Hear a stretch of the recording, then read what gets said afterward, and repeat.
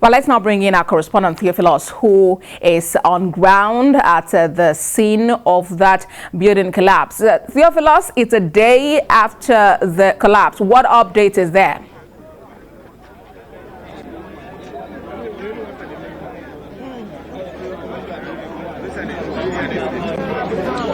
Yes, boss, like you said, the day after the collapse, 19 bodies recovered, one body have been located, and the recovery process is ongoing. But the situation here is quite tight as well, and residents and onlookers are complaining about the slow pace of work going on in this place. Like you can see from our camera shots here, everyone watching as emergency responders do their work, and they've been complaining about the fact that this has happened since last night, yesterday evening rather, and the afternoon, and the work has been going on quite slowly, and they have actually called that, said that they want to go in and help out, but the soldiers are here, the paramilitary officials and all of that are saying that no one can go in. That's why journalists are not going beyond this point.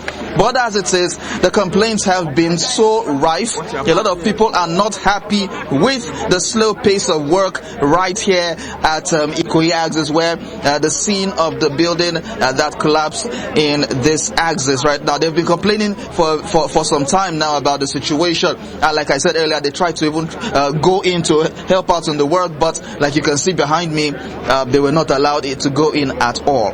All right, perhaps understandable, the anger of the people and the concern now being raised by the authorities about allowing people who do not have formal training in rescue operations going in to try get people out of there. But how much longer do we see this rescue operation continue? It's getting late already. Are they working through the night, or are there plans to suspend and then maybe resume tomorrow?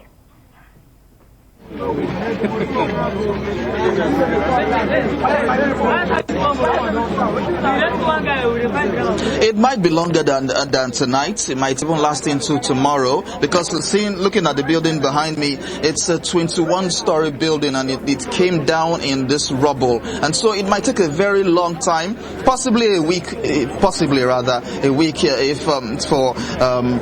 it to be brought down to ground zero as it is, and for the recovery process to end. But from what we have seen here and from what we have heard, this recovery process will continue even up to tomorrow, possibly up to the day after, to ensure that no one is trapped in there, and if there are any dead bodies, they want to ensure that they are all recovered. That's the update we have here.